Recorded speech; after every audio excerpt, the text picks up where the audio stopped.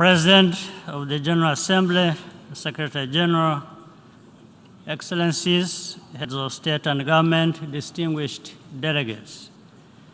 The Secretary General's landmark report, Our Common Agenda, has only grown in value since it was launched 1 year ago.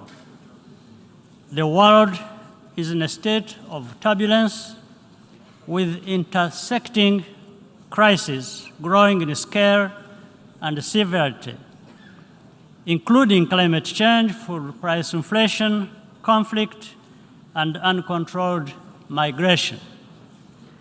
These challenges all require multilateral cooperation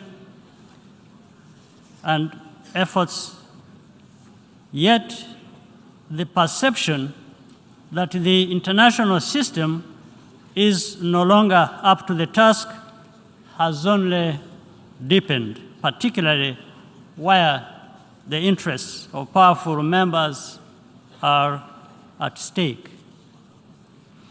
In the Eastern Democratic Republic of Congo, recent setbacks have served to highlight that the security situation is fundamentally no different than it was 20 years ago, when the largest and most expensive United Nations peacekeeping mission was first deployed.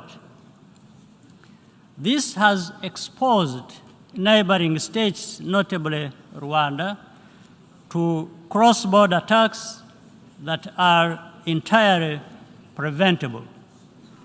There is an urgent need to find the political will to finally address the root causes of instability in Eastern DRC.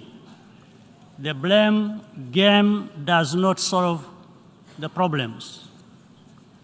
These challenges are not insurmountable, and solutions can be found. This would ultimately be much less costly in terms of both money and human lives. Despite shortcomings, there are examples to demonstrate that international cooperation can successfully address the issues that matter to all of us. Global health is a case in point. The Global Fund to fight HIV, tuberculosis, and malaria has helped save countless lives in Africa and beyond, while also strengthening health systems. I hope that all countries will respond strongly and sustain their commitments at the 7th Global Fund replenishment session, chaired by President Biden later today. Africa is doing its part, but must do more.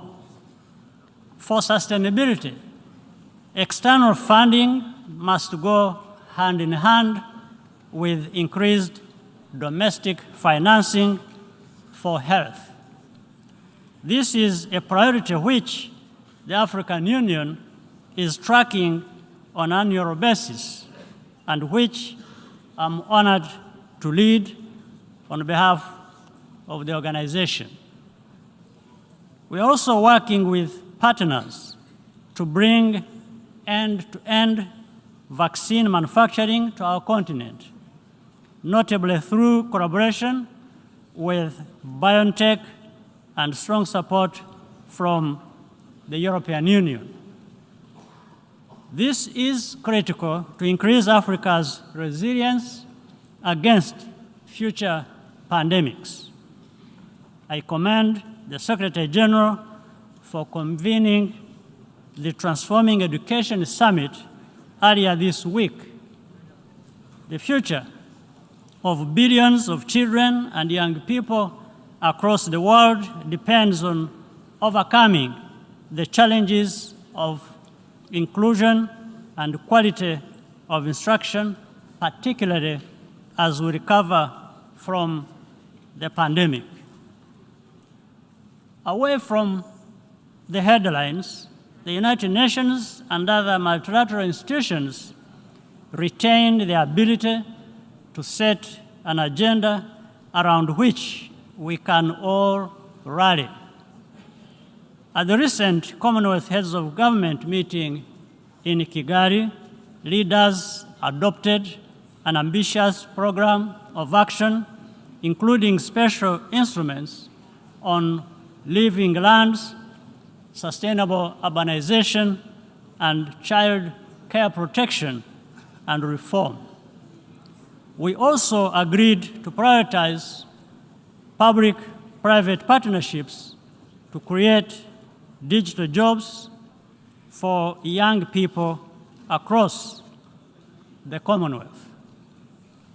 The future is digital, and transformation is happening now, as evidenced by ongoing work of the Broadband Commission for Sustainable Development and the Smart Africa Secretariat.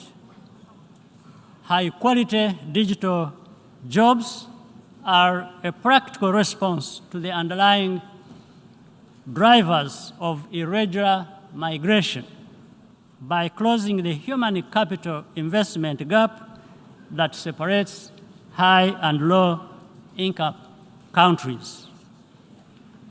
To ensure that the benefits are equally shared, we must continue investing equitably in emerging technologies, such as artificial intelligence. In the area of peace building and counterterrorism, regional initiatives can complement the important work of the United Nations. Regional and bilateral initiatives have been proven to make a big difference, whether in the Central African Republic or the successful engagement to contain violent extremism in northern Mozambique, conducted by Rwanda and the Southern African Development Community. If this approach were tried properly in DRC, as proposed by the Nairobi process, it would make difference. However, to be sustainable, such efforts require consistent financial support from the international community. A lot is at stake, and time is not on our side.